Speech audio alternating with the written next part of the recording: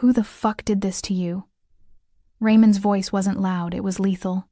The kind of quiet that comes right before violence. Caitlin's lip trembled, her bruises catching the light like evidence he didn't need. When she finally whispered the name, his eyes went dark, and by morning, that name wasn't on anyone's lips again. If you're hooked in and want to enjoy this story, go ahead and subscribe, and drop a comment letting me know where you're watching from. It's always amazing to see where everyone's watching. Plus, tomorrow I've got another incredible story lined up, and you definitely don't want to miss it. Alright, back to the story. Just 5 minutes. Caitlin whispers to the empty hallway, pressing her palm against the cold storage room wall. Her black and white uniform, the one with the crisp collar, she irons every morning before her shift, is wrinkled and stained, not with spilled drinks, with her own blood. She can't go back to the bar like this. Can't let anyone in the Monarch Club see her like this. The city's most powerful men don't tip waitresses who look broken. They don't see them at all. Caitlin Johnson has worked too hard to become invisible again. 2 years serving crystal glasses to criminals in tailored suits. 2 years of double shifts and forced smiles. And she's finally close to paying off her mother's medical debt, close to not choosing between groceries and electricity, close to proving she's more than the girl from the South Side who learned to keep her head down. She dabs at her lip with her sleeve, but the bleeding won't stop. Her hands are shaking. She presses them against the wall, trying to steady herself, trying to remember how to breathe without her ribs screaming in protest. The storage hallway is dim, lit only by a single flickering bulb that casts shadows across stacked liquor boxes and cleaning supplies. Beyond the door, she can hear the muffled sounds of the club crystal clinking, low conversations, the kind of laughter that comes with power and expensive whiskey. She needs to fix this. Fix herself. She reaches for the metal door of the storage freezer, using its reflective surface as a makeshift mirror. The woman staring back at her looks destroyed, mascara streaked down her cheeks, hair falling out of its neat bun, a split lip that keeps bleeding no matter how many times she wipes it. Just 1 minute, she whispers again, like a prayer. Just 1 minute. But she doesn't get 1 minute. Footsteps echo in the hallway. Not the hurried click of another waitress, not the shuffle of kitchen staff. These are different, measured, deliberate. The kind of footsteps that own the ground they walk on. Caitlin's breath catches. She straightens too quickly. Pain explodes through her ribs, white hot and blinding. She bites down on her lip to keep from crying out, tasting copper. She turns, an apology already forming on her lips, but the words die in her throat. Raymond Hughes stands in the doorway. Not just another patron, not just another member. The member, the one whose private booth remains empty until he arrives. The one whose name appears in whispered conversations that stop the moment staff walk by. The one who owns things, clubs, politicians, silence itself. 6'2" of polished, quiet violence. His dark hair is slicked back perfectly, not a strand out of place despite the late hour. His eyes are the color of black coffee, unreadable and deep, the kind of eyes that miss nothing. Tattoos trace up his throat and disappear beneath the collar of his crisp white shirt like secrets he doesn't bother to hide anymore. He's wearing a 3-piece charcoal suit that probably costs more than she makes in 6 months. His tie is straight, his cufflinks platinum. Simple, expensive. Catch the dim hallway light. He's 36 years old, though the sharp angles of his jaw and the weight behind his eyes make him seem ancient, like he's lived several lifetimes in those years. Caitlin has worked exactly 74 shifts since Raymond became a regular at the Monarch Club. She's refilled his whiskey perhaps 3 dozen times, always silently, always carefully, always making sure never to meet his eyes. He's never looked at her directly, not once in 4 months of service. He's looking at her now. His expression doesn't change. That's what terrifies her. His face remains absolutely still, composed, calm. But his eyes travel from her torn collar to her swollen cheek, to her bleeding lip, to the way she's holding her left side like her ribs might shatter completely if she lets go. Mr. Hughes, she starts, her voice thin and broken. Who? His voice is quiet, conversational even. But something in that single word makes Caitlin's spine straighten despite the pain radiating through her entire body. It's nothing, she says quickly, desperately. I fell in the storage room. I'm clumsy tonight. I just needed a moment to clean up before. Caitlin. Her name sounds different in his mouth, lower, dangerous, like a promise wrapped in a threat, wrapped in something she doesn't have a name for yet. He takes 1 step into the hallway. The door to the main bar closes behind him with a soft click that seems to echo forever in the small space. His hands, those elegant, tattooed, dangerous hands, hang loose at his sides, but she can see the tension coiling through his shoulders like a predator preparing to strike. His breathing has gone deliberately slow, measured, like he's counting each inhale to maintain control. I'm going to ask you one more time. The fluorescent bulb flickers above them. The moment stretches. Caitlin can hear her own heartbeat pounding in her ears. His voice drops lower, quieter, more lethal than any shout could ever be. Who the fuck did this to you? Caitlin's breath comes in short, painful gasps. She can feel the wall cold against her back, can feel the weight of Raymond's gaze like a physical thing pressing against her skin. I told you, she whispers, her voice cracking. I slipped. It was an accident. Please, Mr. Hughes. I just need to get back to work before... Stop. One word. That's all it takes to cut through her desperate lie. He doesn't move closer yet, but somehow the space between them feels smaller. His eyes, those dark, unreadable eyes, remain fixed on her face with an intensity that makes her feel exposed in a way that has nothing to do with her torn uniform. That bruise on your cheekbone, he says quietly, clinically, like he's reading from a report. That's from a closed fist, right-handed. The person who hit you was taller than you, judging by the angle. The split lip is from a ring, probably silver, based on the cut pattern. Caitlin's eyes widen. How does he... Someone grabbed your throat. His gaze drops to her collar, which she'd thought was covering the marks. You can see the fingerprints if you know what to look for. And the way you're breathing, shallow, careful, like every inhale hurts, tells me you have at least 2 cracked ribs, maybe 3. Her hands start shaking again. She presses them against the wall behind her, trying to anchor herself, trying to understand how this man can read violence on her body like it's written in a language only he speaks. How do you... She starts. I know what violence looks like. He takes one step closer, then another. Slow, deliberate, giving her time to run if she wants to. She doesn't run. His hand rises gradually, telegraphing every movement, and gently tilts her chin up with 2 fingers. His touch is impossibly gentle, at complete odds with everything she knows about who he is and what he does. In the flickering hallway light, his eyes scan every inch of her face, every bruise, every cut, every story her body is telling without permission. I know what it looks like when someone tries to hurt something that doesn't belong to them, he continues, his voice dropping even lower. I know the difference between an accident and an attack, between falling and being pushed, between slipping and being held down. Caitlin feels something crack inside her chest, a wall she's been holding up for so long she forgot it was there. Tears burn behind her eyes, but she refuses to let them fall. Not here. Not now. Not in front of him. Mr. Hughes, please, she whispers. I can't afford to lose this job.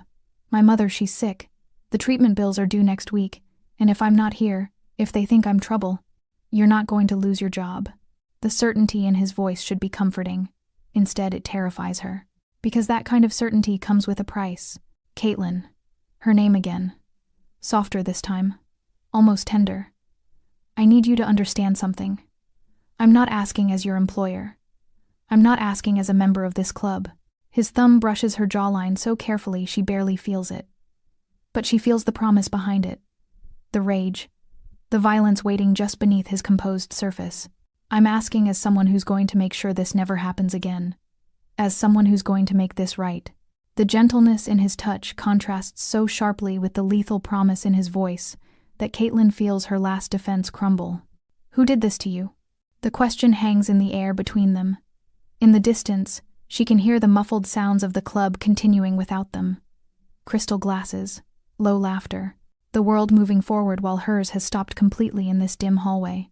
She shouldn't tell him. She knows she shouldn't. Travis has connections. Travis has friends who come to this club.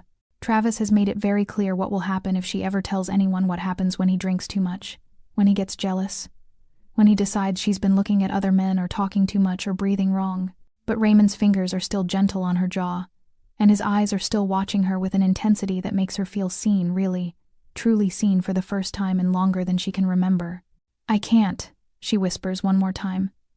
If I tell you, he'll what? Something in Raymond's voice has changed, gone colder, sharper, like winter wind cutting through skin. He won't do anything, Raymond continues quietly. Because after you tell me his name, He won't have the opportunity. It's not a threat. It's not even a promise. It's a statement of fact. Simple. Inevitable. Like gravity. Caitlin takes a shuddering breath. Her ribs scream in protest. A tear finally escapes, rolling down her cheek and mixing with the blood at the corner of her mouth. Travis, she whispers. So quiet she almost doesn't hear herself. Travis Hale. Raymond's expression doesn't change. Not a flicker, not a flinch. But something happens behind his eyes. Something dark and certain and utterly merciless. His hand drops from her face. He steps back slightly, giving her space to breathe. Go home, Caitlin. You're done for the night. But I can't just. Someone will drive you. It's not a suggestion. He removes his suit jacket with smooth, practiced movements and drapes it over her shoulders. It's warm from his body heat and smells like expensive cologne and whiskey and something else, something that makes her feel safe in a way she hasn't felt in years. Mr. Hughes, I'll take care of it. Caitlin sits in the back of a black Mercedes that costs more than her entire apartment building. The driver hasn't spoken a single word since Raymond's brief instruction. Take her home. Make sure she gets inside safely. She clutches Raymond's jacket around her shoulders like armor. It swallows her small frame, the sleeves hanging past her fingertips. She should give it back. She should have insisted on staying to finish her shift. She should have kept her mouth shut. She told him Travis's name. The thought sends ice through her veins despite the jacket's warmth. Her apartment is dark when the driver pulls up to the curb. He walks her to the door, silent, professional, terrifying in his efficiency. He waits until she's inside with the door locked before returning to the car. She watches through the window as the Mercedes disappears into the night. The silence of her apartment is suffocating.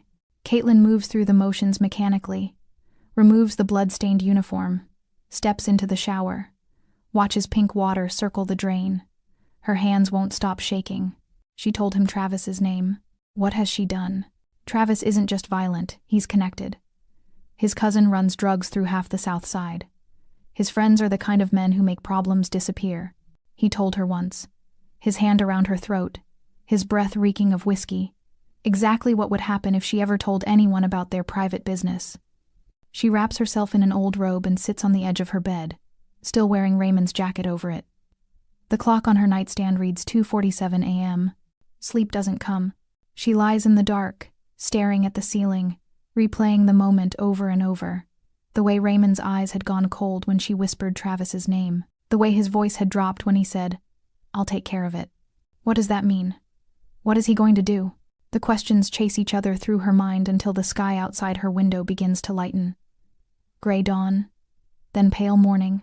She must have dozed at some point because she jolts awake to her phone buzzing on the nightstand. 7:23 a.m. Her mother calling. Caitlin lets it go to voicemail. She can't explain why she sounds like she's been crying. Can't explain the bruises her mother will hear in her voice. She pulls herself out of bed, every muscle protesting. Her ribs are worse this morning, the pain sharp and constant.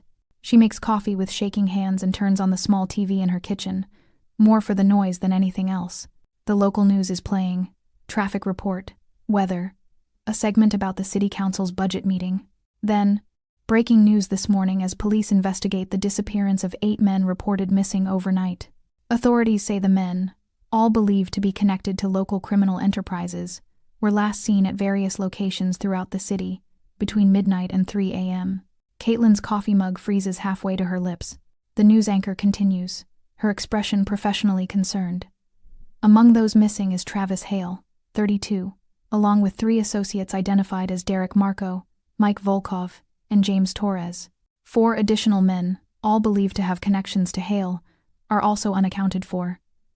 Police are asking anyone with information to. The mug slips from Caitlin's fingers. It shatters on the kitchen tile, coffee spreading across the floor like the blood that stained her uniform last night. 8 men, Travis, and 7 others, all gone, all in one night. Her phone buzzes again. Unknown number. Her hand trembles as she answers. Hello? You don't need to worry anymore. Raymond's voice, calm, steady, like he's commenting on the weather. Caitlin's knees buckle. She slides down the kitchen cabinet to the floor, shards of broken mug scattered around her, coffee seeping into her robe. What did you do? She whispers. What I said I would do. I took care of it. On the TV behind her, the news anchor is showing photos now. Travis's face fills the screen, that same face that smiled at her once, before his hands learned to hurt, before his love turned to possession, turned to violence. The police, she starts, have no leads, no witnesses, no evidence. A pause, no bodies. The casual way he says it should horrify her, should send her running to the police herself, should make her sick with fear and guilt and the weight of what she's caused. Instead, she feels something she hasn't felt in 3 years. Relief. I don't understand, she whispers, even though she does. Even though understanding is exactly what's making her chest tight and her breathing shallow and her whole world tilt on its axis. You don't need to understand. You just need to know that Travis Hale will never touch you again. Neither will anyone who stood by and let it happen. Neither will anyone who might have thought about defending him. Caitlin closes her eyes. Behind her eyelids, she sees Travis's hands around her throat, sees his fist coming toward her face, sees herself small and scared and alone in a world that taught her that survival meant silence. She opens her eyes. "Thank you," she whispers. The words feel wrong and right and terrifying all at once. Raymond's voice softens almost imperceptibly. "Rest today. Someone will bring you something for the pain. Tomorrow, if you feel up to it, come back to work. Your position is waiting." "Raymond." "Yes?" She's never called him by his first name before. It feels intimate. Dangerous. Like crossing a line she can't uncross. "I'm not afraid," she says quietly. "I should be, but I'm not." Silence on the other end. Then, "Good. You shouldn't be." The line goes dead. 2 days later, Caitlin returns to the Monarch Club. She almost doesn't. She stands outside the staff entrance for 10 minutes, Raymond's jacket now cleaned and pressed folded carefully in her bag, trying to find the courage to walk through the door. Everything has changed. She has changed. The world has tilted, and she doesn't know how to walk straight in it anymore. 8 men are missing. The news is still running the story every hour. Police are interviewing associates, checking financial records, following leads that go nowhere. Travis's cousin gave a tearful interview yesterday, talking about how Travis was a good man who'd fallen in with the wrong crowd, how the family just wants answers. Caitlin watched it with something cold settling in her chest. Travis was never good, and now he's gone. Because of her. Because she whispered his name to the most dangerous man in the city. The staff entrance opens before she can decide whether to run. One of Raymond's men, tall, broad-shouldered, tattooed neck, holds the door. "Miss Johnson, Mr. Hughes is expecting you." Her breath catches. "I'm not scheduled to meet." Upstairs, private office. It's not a request. She follows him through the service corridors, past the kitchen where line cooks are prepping for the evening service, past the bar where crystal glasses are being polished to perfection. Other staff members glance at her as she passes. Some look curious, others look afraid. They know something has changed. The staircase to the second floor is one she's never climbed before. Staff don't go upstairs. Upstairs is for members only, for private meetings and closed-door negotiations and conversations that never make it into police reports. Raymond's office is at the end of a long hallway lined with dark wood paneling and expensive art. The door is slightly open. Her escort knocks once, then pushes it wider. "Miss Johnson, sir." "Thank you, Victor." Raymond sits behind a massive mahogany desk, reviewing something on his laptop. He's wearing a charcoal suit, no tie, his collar open. He looks up as she enters, and those dark eyes settle on her with the same intensity as 2 nights ago. Victor closes the door behind her, leaving them alone. The silence stretches. Caitlin doesn't know what to do with her hands, where to look, how to breathe normally in this space that smells like leather and whiskey and power. "Sit," Raymond says quietly, gesturing to one of the leather chairs across from his desk. She sits. Her ribs still ache when she moves too quickly, but the pain is manageable now. Someone did bring her something for it.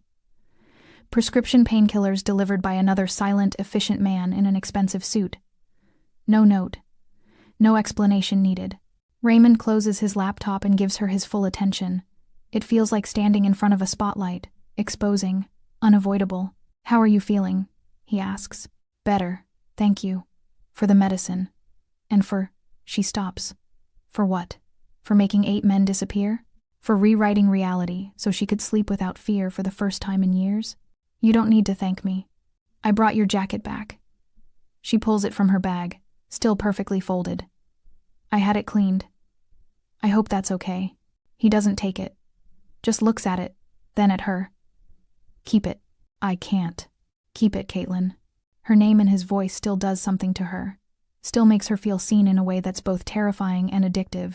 She sets the jacket carefully on the edge of his desk, a compromise between his command and her discomfort with taking something so valuable. Raymond leans back in his chair, studying her with that unreadable expression. I need you to understand something. What happened 2 nights ago, that wasn't impulsive. That wasn't a favor. That wasn't me doing you a kindness you'll need to repay. Caitlin's hands tighten in her lap. Then what was it? Protection. He says it simply, like it's obvious. You work here. You're under my roof. That makes you mine to protect. The possessiveness in the word mine should bother her. Instead, it sends warmth through her chest. The news says what they always say when men like that disappear. They investigate. They find nothing. Eventually, they move on to the next story. His eyes never leave hers. You need to do the same. Just forget? No. He leans forward, elbows on his desk. Remember that you're safe now. Remember that you don't have to accept being hurt ever again. Remember that some men in this world will protect you, not harm you. Caitlin feels tears burning behind her eyes. She blinks them back.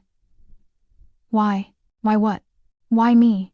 You've seen me for months. You never looked at me once, never spoke to me, and then suddenly... She gestures helplessly. 8 men are gone because I whispered one name. Raymond is quiet for a long moment. When he speaks, his voice is softer, more honest than she's ever heard it. I noticed you the first day you worked here, 4 months ago. You were serving the back section, and some drunk councilman grabbed your wrist when you tried to refill his drink. You didn't flinch. Didn't make a scene. Just smiled and extracted yourself like you'd done it 1,000 times before. Caitlin remembers that night. Remembers going home with bruises on her wrist. Remembers thinking that was just part of the job. I've watched you navigate this place with more grace than men who think they own it. Raymond continues. I've watched you smile through disrespect, work through exhaustion, hold yourself together when everything around you is falling apart. He stands, moving around the desk to lean against it, closer to her now but not crowding her space. So when I saw you broken in that hallway, I didn't see a stranger. I saw someone I should have protected months ago. His eyes hold hers, and she sees something in them that makes her breath catch. Something that's been there longer than 2 nights ago. Are you afraid of me now? He asks quietly. Caitlin should lie. Should say yes. Should run from this office and this man and this feeling growing in her chest that feels too big for her body. Instead, she tells the truth. No, I'm afraid of everyone else. The words hang in the air between them. Heavy, true, irrevocable. I'm afraid of everyone else. Raymond doesn't move immediately, just watches her with those dark eyes that seem to see straight through every wall she's ever built. The afternoon light filtering through his office window catches the edge of his jaw, the tattoos climbing his throat, the controlled tension in his shoulders. You should be afraid of me too, he says quietly. You know what I am. What I do. I know. Caitlin's voice is steadier than she feels. I've known since the first week I worked here. Everyone knows. They just don't say it out loud. And yet you're sitting in my office, alone, after I made 8 men disappear because one of them hurt you. It's not a question, but she answers anyway. Yes. Why? She looks at him, really looks at him. Not the way a waitress looks at a dangerous patron. Not the way the city looks at the man whose name appears in police files that never go anywhere. But the way a woman looks at a man who saw her broken and decided to remake the world around her. Because you're the only person who's ever protected me, she whispers. Not just from Travis. From everyone. From a world that taught me I'm supposed to be small and quiet and grateful for not being hurt worse. Raymond pushes off the desk, takes 1 step toward her, then stops, like he's giving her time to move away. She doesn't move away. Caitlin. Her name is a warning, a question, a prayer. If I touch you right now, it won't be as your employer. It won't be as someone protecting staff in his club. Then what will it be? He moves closer, slowly, like she's something precious and dangerous all at once. It will be as a man who hasn't been able to stop thinking about you for 4 months, who notices when you're tired, when you're hurting, when you force yourself to smile at men who don't deserve to breathe the same air as you. Caitlin's breath catches. 4 months? 4 months. He's right in front of her now, standing while she sits, but somehow not looming over her. Just present, solid, real. I know your schedule better than my own. I know you work doubles on Thursdays to send money home. I know you drink tea, not coffee, during your break. I know you rub your left wrist when you're stressed because some asshole hurt it, and you think no one notices. She can't breathe, can't think, can't process that this man, this dangerous, powerful, untouchable man has been watching her with the kind of attention she thought existed only in stories. I noticed you the moment you walked through my door, Raymond continues, his voice dropping lower. And I've been noticing you every moment since. He reaches out, telegraphing the movement like he did in the hallway 2 nights ago, and cups her jaw with one hand. His palm is warm against her skin. His thumb brushes her cheekbone, careful of the bruise that's already fading to yellow-green. So if I kiss you right now, he says quietly, you need to understand what it means. It means you're not just staff. Not just someone I protect because you work here. It means you're mine, Caitlin. And I don't share. I don't let go. I don't do anything halfway. Her heart is hammering so hard she's sure he can feel it. What if I want that? Then say it. Say you want this. Because once we cross this line, there's no going back. For either of us. Caitlin looks up at him. At the man who made her world safer by making it more dangerous. At the hands that have ended lives now touching her like she's made of glass. At the eyes that have gone from cold observation to something burning and possessive and utterly focused on her. She thinks about Travis. About 3 years of flinching. About learning to make herself smaller. About nights spent hoping it wouldn't be too bad this time. She thinks about Raymond finding her in that hallway. About the gentle way he tilted her chin up. About the lethal promise in his voice when he asked who hurt her. She stands. The movement brings her closer to him. Close enough that she has to tilt her head back to maintain eye contact. Close enough that she can smell his cologne and see the flecks of amber in his dark eyes. I want this, she whispers. I want you. Something in Raymond's expression cracks. Not his control that remains iron solid, but something deeper.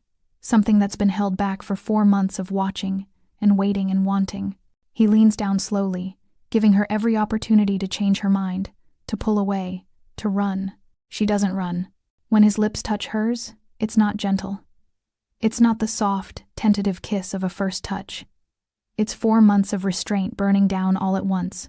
It's possession and protection and promise all wrapped into one devastating moment. His hand slides from her jaw to the back of her neck, fingers tangling in her hair. His other hand settles at her waist, pulling her closer but still careful of her healing ribs. She gasps against his mouth, and he takes the opportunity to deepen the kiss, claiming her with an intensity that makes her knees weak. Caitlin's hands find his chest, feeling the solid muscle beneath his expensive shirt, feeling his heart beating as hard as hers. She's kissed before, of course she has. But this isn't kissing. This is being consumed. This is being seen and claimed and wanted with a ferocity that should terrify her. It doesn't terrify her. It makes her feel powerful. When they finally break apart, both breathing hard, Raymond rests his forehead against hers. His thumb traces slow circles on the nape of her neck. Mine, he whispers against her lips. Yours, she whispers back. And something inside her that's been breaking for years finally stops. The Monarch Club hums with its usual velvet menace 3 nights after the kiss that rewrote Caitlin's gravity. Crystal chandeliers drip gold light across mahogany tables. Cigar smoke coils like secrets above the heads of men who buy and sell lives between sips of 30-year Macallan. Waitresses glide in silent formation, trays balanced on fingertips that have learned never to tremble. But tonight the rhythm is off, conversations fracture mid-sentence. Eyes flick toward the service corridor, toward the woman in the black and white uniform who used to be invisible. Caitlin feels the stares like pinpricks. She carries a bottle of 1,946 Cheval Blanc to table 7, the cork still whispering promises of a $40,000 pour. The councilman who once pinched her waist now averts his gaze. The arms dealer who slipped his card into her apron pocket pretends fascination with his phone.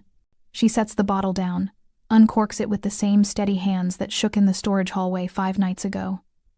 The councilman mutters, "Thank you," without looking up. The arms dealer doesn't speak at all. In the kitchen, Maria, veteran waitress, South Side survivor, keeper of every rumor, catches Caitlin's sleeve. "Misha, they're saying Hughes marked you. Like property." Maria's whisper trembles with awe and fear. "Property gets protected. Property also gets watched. You understand?" Caitlin nods once. She understands better than anyone. Property doesn't flinch when a hand settles at the small of her back. Property doesn't question why the walk-in freezer now has a biometric lock. Property sleeps without dreaming of fists. But property also becomes a message. Across the city, in a warehouse reeking of diesel and desperation, Travis's cousin Rico Hale paces beneath a single swinging bulb. His knuckles are split from punching a wall that refused to give him answers. 8 men gone. 8. Travis was loud, stupid, cruel, but he was blood. Rico's blood now demands payment in the only currency the streets respect. She knows something, Rico snarls to the 3 shadows leaning against crates of stolen pharmaceuticals. That waitress bitch. Hughes wouldn't vanish 8 guys for a random piece of ass. One shadow thin, twitchy, track marks climbing his forearm shifts nervously. Word is, Hughes sat in his booth all night. Didn't leave once. Cameras caught nothing. Then the cameras are lying. Rico snaps. Or someone's paying the techs to forget what they saw. He pulls a grainy photo from his jacket. Caitlin leaving the club 2 nights ago. Raymond's suit jacket dwarfing her frame. His driver holding the Mercedes door. Find her schedule. Find her apartment. Find where she buys her damn coffee. I want her scared enough to talk. The twitchy shadow hesitates. Boss, going after Hughes's girl. She ain't his girl, Rico cuts in, voice venomous. She's a Southside rat who got lucky. And luck runs out. Back at the club, closing time creeps past 3 a.m. Caitlin counts tips in the staff room, 3,000 in hundreds, more than she's ever cleared in a week. The money feels tainted, like blood money wearing Benjamin Franklin's face. She folds the bills into her mother's envelope anyway. The hospital doesn't care where salvation comes from. Victor Raymond's enforcer, neck tattooed with a serpent devouring its tail, appears in the doorway. Boss wants you upstairs. Her stomach flips. Not fear, anticipation. She follows Victor through corridors that smell of lemon polish and gun oil. The private elevator hums them to the 2nd floor. Doors sliding open to reveal Raymond waiting in the hallway, sleeves rolled to the elbow, tattoos stark against pale skin. He doesn't speak until Victor retreats. You're being watched, he says quietly. No greeting, no softness, just fact. I know. Caitlin's voice doesn't waver. Maria told me. The councilman wouldn't meet my eyes. Even the bartender poured my water without being asked. Raymond's jaw tightens. Rico Hale is asking questions. He's desperate. Desperate men do stupid things. She steps closer, close enough to see the faint scar slicing through his left eyebrow. What happens when he does something stupid? Then he joins his cousin. The words are flat, final. But his hand rises, knuckles brushing the fading bruise on her cheekbone with impossible tenderness. I won't let him near you. You can't be everywhere. The protest leaves her lips before she can stop it. His eyes darken. I don't need to be. The city knows what happens when my name is spoken in the same breath as yours. He pauses, thumb tracing her lower lip. But I need you to promise me something. Anything. If anyone approaches you, anyone outside these walls, you call me. Not the police, not your friends. Me, instantly. She nods, throat tight. I promise. He leans in, forehead resting against hers. The hallway smells of his cologne and the faint metallic edge of violence that never quite leaves him. I'm rewriting the rules for you, Caitlin. That makes enemies. I need you safe while I handle them. Downstairs, the last glass is polished. The last lock clicked. Upstairs, in the quiet before dawn, Caitlin feels the weight of being chosen. Not just protected, chosen. The difference is a chasm wide enough to swallow cities. Rico Hale stares at the warehouse photo under the swinging bulb, rage and grief twisting into something lethal. He doesn't know the rules have already changed. Doesn't know the woman he's hunting now carries the most dangerous name in the city like armor. Caitlin closes her eyes in Raymond's hallway, breathing him in. The bruises are fading. The fear is not gone, it has simply shifted target. Let Rico come, she thinks. Let the city whisper. She is no longer the girl who hid in storage rooms. She is the woman who made a mafia boss burn the world down with one whispered name, and the city is only beginning to understand what that means. Before the next storm hits, please subscribe. Caitlin's learning she's worth protecting, but stories like hers only survive if someone chooses to keep them alive. The Monarch Club pulses like a living thing on Friday night, velvet curtains swallowing sound. Chandeliers bleeding gold across faces that trade in secrets and blood money. Caitlin moves through the chaos with new armor. Raymond's gaze tracking her from the shadowed booth he hasn't left in 3 hours. The weight of his name stitched into every glance that slides off her like water. She feels the shift in gravity. Men who once leered now look through her, as if acknowledging her existence might cost them teeth. She's midway through table 12, 3 Russian oligarchs arguing over a yacht's price in hushed, vodka-slurred tones, when the front doors slam open hard enough to rattle crystal. Conversation fractures. Heads turn. Even the jazz trio falters mid-note. Rico Hale storms in, boots tracking Southside grime across Italian marble. His leather jacket hangs open over a stained wife-beater. His eyes are red-rimmed, pupils blown wide with grief and whatever chemical keeps despair at bay. 2 of his crew flank him, thick-necked, twitchy, hands hovering near waistbands. Security tenses but doesn't move. Everyone knows whose roof this is. "Caitlin Johnson!" Rico's voice cracks like a gunshot. Heads swivel, phones lower. The air thickens with anticipation and fear. Caitlin freezes, tray balanced on splayed fingers. A champagne flute trembles, bubbles racing upward like tiny screams. She feels Raymond before she sees him heat at her back, the subtle shift of molecules when a predator enters the room. Rico barrels forward, shoving past a senator mid-sentence. "Where the fuck is my cousin, you lying bitch?" The oligarchs go statue still. One reaches for his napkin like it might shield him. Caitlin's pulse hammers in her ears, but her feet root to the floor. She's done shrinking. "I asked you a question." Rico is 10 feet away now, close enough for her to smell the whiskey and rage rolling off him. Travis vanishes, 7 other guys with him, and suddenly you're Hughes's pet? You think I'm stupid? Security finally moves 2 suits and earpieces, stepping forward, but Raymond's low voice slices through the tension like a blade. "Stand down." They freeze. Raymond steps around Caitlin, slow, deliberate. His hand settles at the small of her back, warm, steady, a silent vow. Not possessive, protective. The difference is a canyon. Rico's gaze flicks to the hand, then to Raymond's face. Something falters in his bravado, but grief is louder than fear. "This is between me and her, Hughes. Family business." "There is no between you and her," Raymond says, voice conversational, almost bored. "There's only between you and me." The room holds its breath. Caitlin feels every eye like needles. She should be terrified. Instead, a strange calm settles in her bones, the same calm she felt when Raymond's lips claimed hers, when the world narrowed to breath and heartbeat, and the promise that no one would hurt her again. Rico takes another step. "Travis was blood. You don't get to erase blood." "I didn't erase anything," Raymond replies. "I removed a disease. 8 tumors, actually. The city's healthier for it." A muscle ticks in Rico's jaw. His crew shifts, uncertain. One glances at the exit like it might vanish. Caitlin finds her voice. It doesn't shake.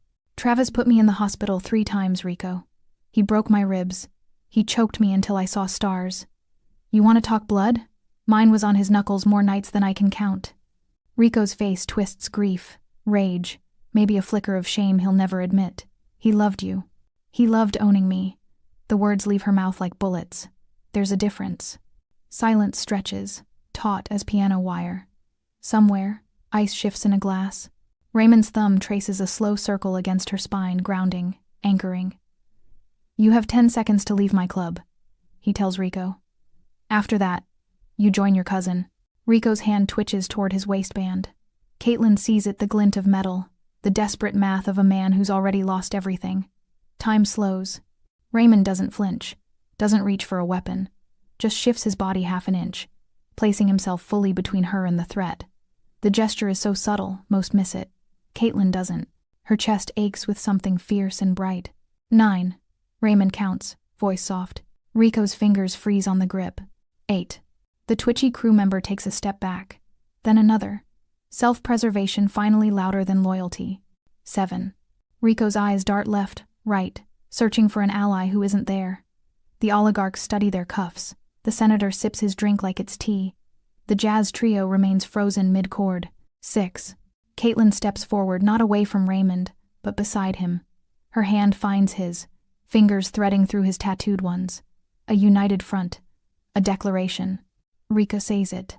Something breaks in his expression, rage collapsing into defeat. 5. He spits on the floor. "This ain't over." "It was over the moment you walked in," Raymond says. 4. Rico backs up, boots scuffing marble. His crew follows, melting toward the doors like smoke. The room exhales as one. 3. The doors slam shut behind them. The jazz trio resumes, tentative at first, then stronger. Conversation trickles back, nervous laughter, clinking glasses, the desperate need to pretend normalcy. Caitlin's legs buckle. Raymond catches her before she falls, arm banding around her waist. "Breathe," he murmurs against her temple. "It's done." She does. In. Out. The scent of his cologne and the faint metallic edge of adrenaline grounding her. "He'll come back," she whispers. "No," Raymond says simply. "He won't." She believes him. Later, in the quiet of his office, he pours her tea chamomile, no sugar, exactly how she likes it during breaks. She wraps both hands around the cup, watching steam curl between them. "You didn't have to count down," she says. "You could have just—" "I wanted him to feel every second of powerlessness he gave you." Raymond's voice is rough, stripped of performance. "I wanted him to understand what it's like to be small." Caitlin sets the cup down, crosses the room, cups his face in trembling hands. "I'm not small anymore." His eyes search hers, dark, ancient, aching. "No," he agrees. "You're not." She kisses him then. Not the desperate clash of their first kiss, but something slower, deeper. A promise forged in public, tempered in fire. Downstairs, the club hums on, oblivious. Upstairs, two lives realign irrevocably. And somewhere across the city, Rico Hale stares at his empty hands and understands, too late, that some lines can't be uncrossed. The city sleeps under a bruised dawn, but Caitlin hasn't closed her eyes. She sits on the leather couch in Raymond's private office, knees drawn to her chest, the chamomile long gone cold. The confrontation with Rico replays in fragments, the spit on marble, the countdown, the way Raymond's hand never left her spine. Her pulse still thrums with leftover adrenaline, but beneath it runs something heavier realization, sharp as broken glass. Raymond stands at the window, back to her, city lights flickering across the angles of his face. He hasn't spoken since the kiss. The silence between them is no longer empty. It's loaded, waiting for one of them to pull the pin. She breaks first. "I need the truth." He turns slowly. "You've had pieces. I want the whole picture." Her voice doesn't waver. "No more shadows." Raymond crosses the room, sits on the coffee table opposite her, close enough to touch, far enough to give her space. His sleeves are still rolled. The serpent tattoo on his forearm seems to watch her with flat, inked eyes. "Ask. Start with the 8 men. Travis was the catalyst. The others were insurance. His tone is clinical, but his gaze is raw. Derek supplied the drugs Travis used to keep you docile. Mike drove the van when Travis moved you between apartments so no one would notice the bruises. James held the camera the night Travis filmed you crying, begging him to stop just to watch later when he was bored. The 4 associates? They knew. They laughed. They placed bets on how long you'd last before you broke completely." Caitlin's stomach lurches. She remembers the flashes, the shame, the way she'd learned to dissociate until the pain stopped registering. "You watched the footage?" "I burned it." His jaw flexes. "Then I burned them." She swallows bile. "How many others? Before me?" "Too many." The admission is quiet, stripped of pride. "I built an empire on fear. Fear keeps order. Fear keeps my people alive. Fear kept me alive." He leans forward, elbows on knees. "But fear doesn't keep you alive. It just teaches you how to survive." Caitlin studies the man in front of her, Mafia boss, executioner, the architect of vanishings, and sees the boy who learned early that mercy was a luxury that got people killed. What happens when someone bigger comes? Someone you can't vanish? "Then I die. Simple, inevitable, but not before I take them with me, and not before I make sure you're untouchable." The weight of that promise settles between them like concrete. She shifts, unfolding her legs, planting bare feet on cool hardwood. "I'm not a princess in a tower, Raymond. I won't be the reason you're not the reason." He cuts her off, voice rough. "You're the excuse I needed to stop pretending I'm still the man who watched you flinch for 4 months and did nothing." Her breath catches. "You could have intervened the first night. The councilman. The wrist." "I could have." His eyes darken with self-loathing. "I told myself you were temporary. Staff. Collateral. That if I touched you, I'd ruin you." A bitter laugh.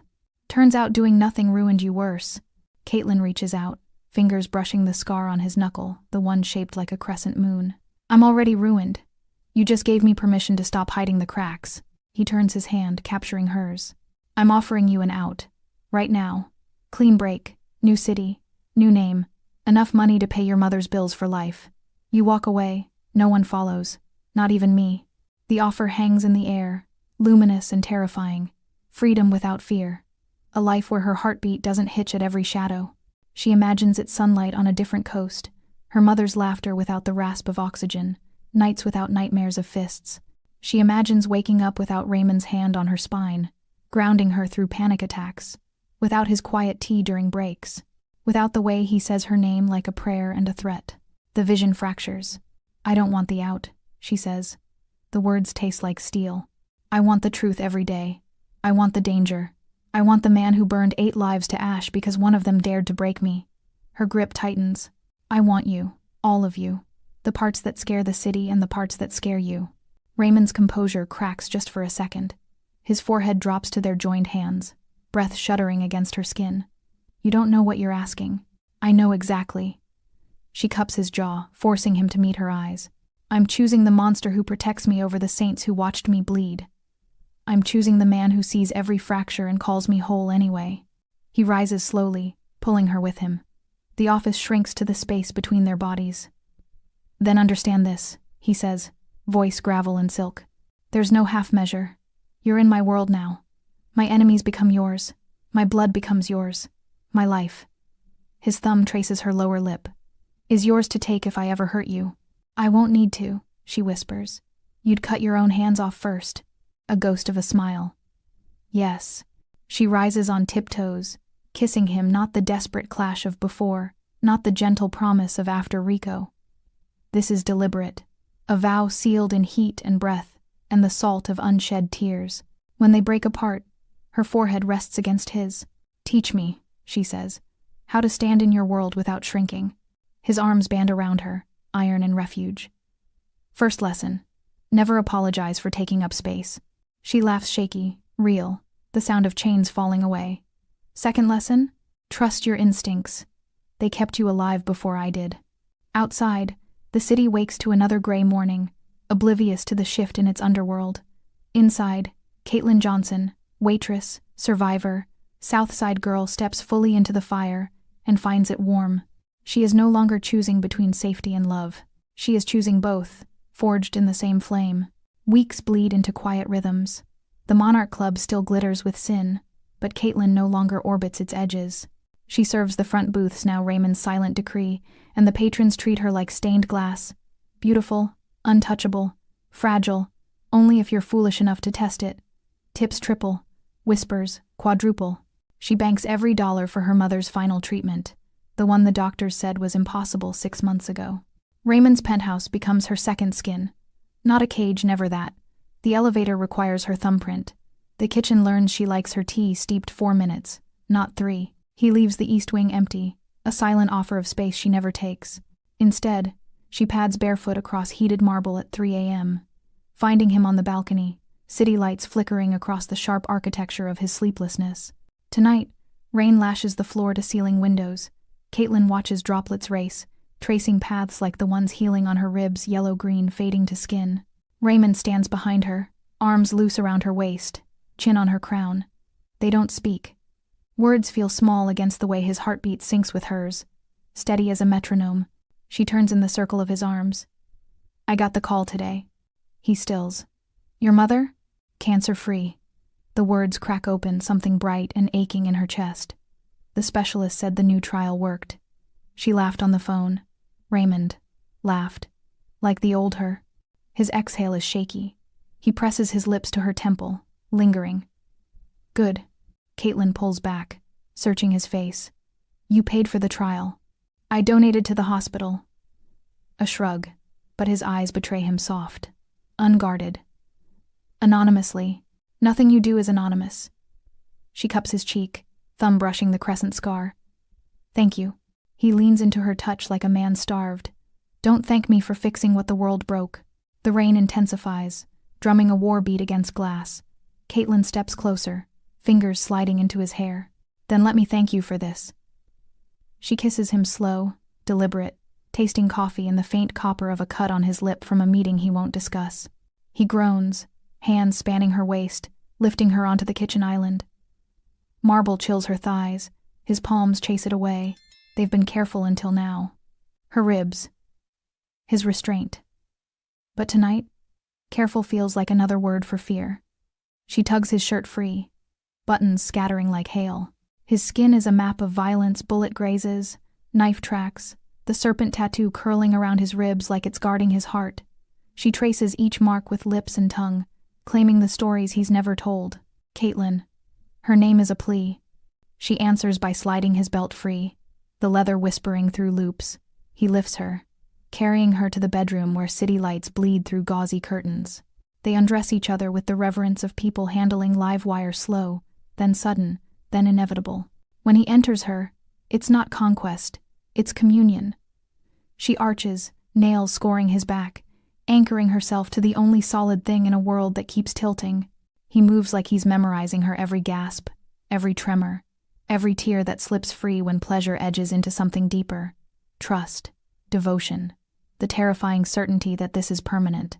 After, they lie tangled in sheets that smell of them both. Caitlin traces the tattoo on his throat, a raven mid-flight, wings spread wide. What does it mean? Reminder. His voice is rough from her name, that some things are worth burning for. She presses her lips to the ink. I'm not afraid of fire anymore. His arms tighten. Good, because you're the only thing that keeps mine banked. Days blur into nights of quiet domesticity stitched between violence. He teaches her to shoot in the sub-basement range, her hands steady now, recoil no longer a flinch. She teaches him to laugh at her terrible attempts at cooking carbonara. They grocery shop at 2 a.m., in hoodies and sunglasses, arguing over cereal brands like normal people. He still vanishes men who cross lines. She still sends half her tips to her mother. The worlds don't collide, they orbit, held in tension by the gravity of chosen family. One evening, she finds him in the study, staring at a photo on his desk. A younger Raymond, maybe 20, arm slung around a boy with Caitlin's eyes and Travis's cruel mouth. The resemblance